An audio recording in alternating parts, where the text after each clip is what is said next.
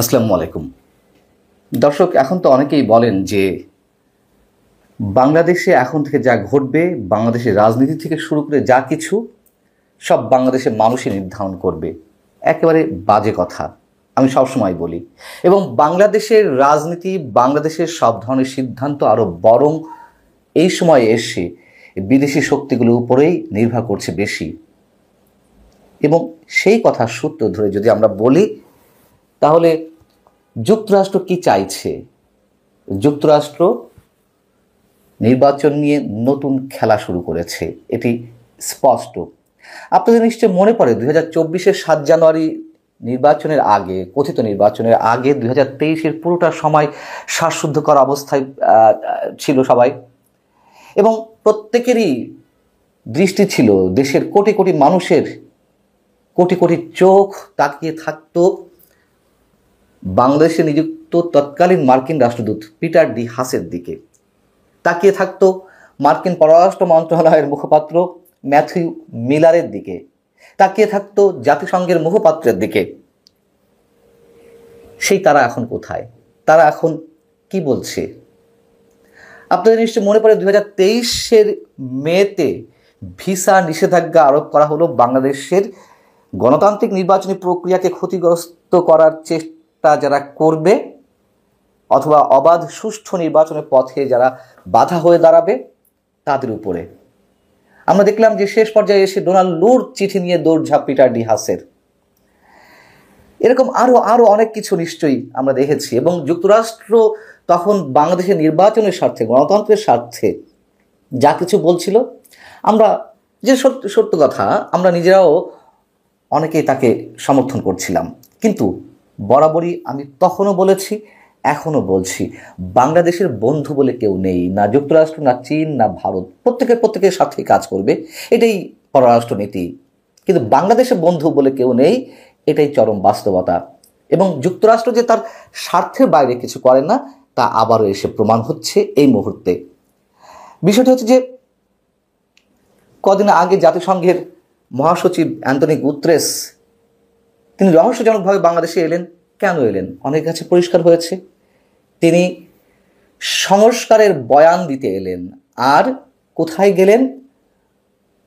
রোহিঙ্গা শিবিরে গেলেন, বাংলাদেশে আশ্রিত রোহিঙ্গাদের দেখতে।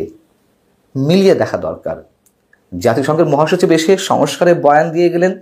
এই যে ছাত্র সমন্বয়কদের যে দল, সেই দলের নেতাদের সঙ্গে কথা বললেন, এবং মহাসচিবের সামনে বাংলাদেশে অন্তর্বর্তী সরকারের পক্ষ থেকে এটুকুই উপস্থাপনের টার্গেট ছিল যে সংস্কারের বিষয়টি, মানুষ সংস্কার চায়, এটি উপস্থাপন করতে চেয়েছিল।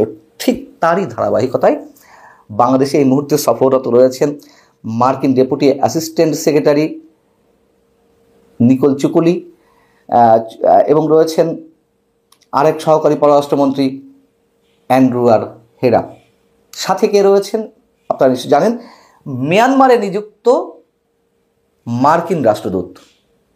সবই পরিকল্পনা অংশ। যুক্তরাষ্ট্র নির্বাচন চাইছে না, স্পষ্ট করে বললে যদি বলতে হয় তাহলে শব্দগুলো এভাবে উচ্চারণ করতে হয়। যুক্তরাষ্ট্র নির্বাচন নিয়ে নতুন খেলা শুরু করেছে, যেমন খেলা করছিল 2024-এর নির্বাচনকে কেন্দ্র করে। আমরা সমর্থন করেছিলাম, আবারও বলছি, যে বাংলাদেশে একটা গণতান্ত্রিক নির্বাচন প্রয়োজন ছিল, এবং ঠিক যে কারণে যুক্তরাষ্ট্রকে আমরা সমর্থন করেছিলাম, এখন যুক্তরাষ্ট্রের বিরোধিতা আমরা এখন করছি। সবাই নিশ্চয় করছে না। যারা তখন যুক্তরাষ্ট্রকে ভগবান হিসেবে নিয়েছিলেন, যারা পিটার ডি হাসকে ভগবান হিসেবে মেনে নিয়েছিলেন, যে বাংলাদেশে ভবিষ্যৎ গড়ার জন্য পিটার ডি হাস ভগবান হিসেবে বাংলাদেশের ভূখণ্ডে নেমেছেন, সেই তারাও, তাদের একটি অংশ এখনো যুক্তরাষ্ট্রের প্রতি অনুরক্ত। কেন? সেই অংশটি নির্বাচন চাইছে না। আপনাদের এর আগে জানিয়েছিলাম যে এই যে মার্কিন 3 কর্মকর্তা কেন সফরে এসছেন। সফরে এসে তারা জাতিসংঘের মহাসচিবের মতোই প্রধান উপদেষ্টা ডক্টর মোহাম্মদ ইউনূসের সঙ্গে সাক্ষাৎ করে তারা সরকারের যে সংস্কার প্রক্রিয়ার যে কাজ হাতে নিয়েছে সেটিকে পূর্ণ সমর্থন জানিয়েছে। আমি এর আগে আপনাদেরকে বলেছিলাম আমাদের প্রধান উপদেষ্টা কি টিকে যাওয়ার সনদ হাতে পেতে যাচ্ছেন? তার মোটামুটি একটা প্রাইমারি একটা সিমটম আমরা দেখেছি, সংস্কারকে তারা সমর্থন করেছে। কারণ এর আগেও জানিয়েছি, এখনও জানাই, যুক্তরাষ্ট্রের যে বার্মা অ্যাক্ট হয়েছিল 2022 সালে, মিয়ানমারে ঢুকে তারা সব কিছু কবজায় নেবে, সেখানে চীনের আধিপত্য তারা একেবারে শেষ করে দেবে, সশস্ত্র গোষ্ঠীগুলোকে তারা সহায়তা করবে, মার্কিন সামরিক জান্তাকে হটাবে, সেই পরিকল্পনার বাস্তবায়ন এখন তারা করতে যাচ্ছে। কিন্তু মার্কিন 3 প্রতিনিধি যে সফরে রয়েছেন, তারা প্রধান উপদেষ্টার সঙ্গে দেখা করে এ মন্তব্যও করেছেন যে অন্তর্বর্তী সরকার বা ডক্টর মোহাম্মদ ইউনূস সরকার যে 1,80,000 রোহিঙ্গাকে রাখাইনে প্রত্যাবর্ষণের জন্য উপযুক্ত হিসেবে চিহ্নিত করেছে, সেটিকে তারা ওয়েলকাম জানিয়েছে। তারা এটি রোহিঙ্গা সংকট সমাধানের একটা অগ্রগতি হিসেবে চিহ্নিত করেছেন। মজার বিষয় হচ্ছে, মিয়ানমারের রাখাইন রাজ্য যে আরাকান আর্মিদের দ্বারা নিয়ন্ত্রিত, সেই রাখাইনের একটি বড় শহর বুথিডং, সেই বুথিডং থেকে এখন আরাকান আর্মিদের মাধ্যমে, আরাকান আর্মিদের দ্বারা নির্যাতিত হয়ে অনেক রোহিঙ্গা আবারও বাংলাদেশে প্রবেশে অপেক্ষা রয়েছে বা কেউ কেউ ঢুকেছেন। এটা তো আমরা সবাই জানি। তাহলে সেই রাখাইন আর্মিদের কিভাবে আমরা কনভিন্স করলাম যে আমরা রোহিঙ্গাদেরকে পাঠাবো যারা বাংলাদেশে আশ্রিত রয়েছেন 1,80,000? আমাদের সামনে যা কিছু তুলে ধরা হচ্ছে অন্তর্বর্তী সরকারের পক্ষ থেকে, স্পষ্ট করে বলি, স্পষ্ট ভাষায় বলতে চাই, এগুলো ঘুম পাড়ানিয়া গান। আমাদেরকে ছেলের হাতের মোয়া দেখিয়ে ভোলানোর চেষ্টা করা হচ্ছে। এবং রাখাইনে বা মিয়ানমারে মানবিক সহায়তার নামে যে করিডোর চাইছে যুক্তরাষ্ট্র, সেই করিডোরের কথা জাতিসংঘের মহাসচিব বলে গিয়েছিলেন, সেই করিডোরের দাবি নিয়েই এসেছে মার্কিন প্রতিনিধি। আর করিডোরের মাধ্যমে কি মানবিক সহায়তা যাবে, কাদের উদ্দেশ্যে মানবিক সহায়তা যাবে? যাবে অস্ত্র, যেটি আমরা আশঙ্কা করছি। শেষ করি একটা কথা দিয়ে।